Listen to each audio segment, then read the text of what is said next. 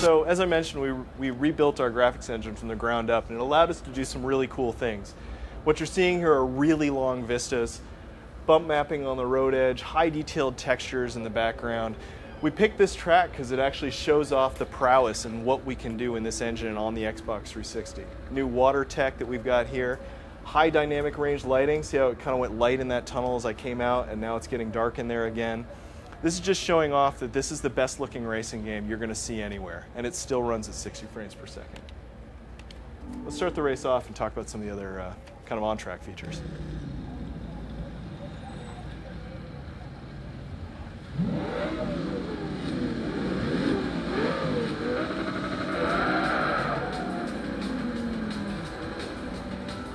I'll let the eye go by real quick. As you can see, we have a cockpit mode. Shadows rolling across, highly detailed. All of the gauges work. It's very immersive for those that are playing that way.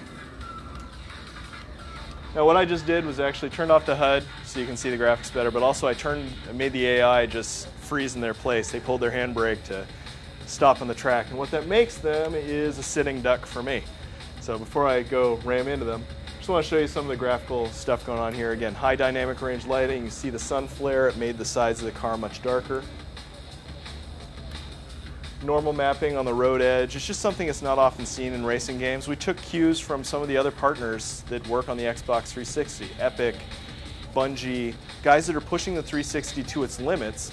You know, they've learned tricks, and we were able to incorporate that as a racing game. But in my opinion, you're really not bringing the thrills in the racing game or the racing genre unless you've got damage. So not only do we have damage in this version, we also have rollover. Let's see if I can get a good... That guy looks... Oh, it didn't quite get over. This car can be a little bit hard to actually roll over because it's got a very low center of mass. It is a sports car. But as I said, we've got SUVs, we've got a lot of micro cars. And when you bring those together, a 6,000-pound SUV and like a 2,500-pound little micro car, they do some funny things. What the Gameplay Rewind allows you to do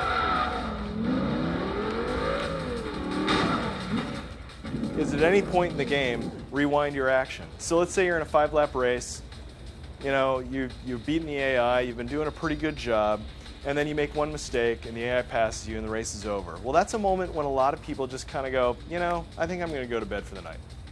You know, I'm going to have to restart this race anyway. And I don't want to lose people at that point. I want people to keep playing and have fun. So this rewind allows people to just keep going, keep having a really good time in the game. They can replay right where they had their last action, and there's no penalty whatsoever.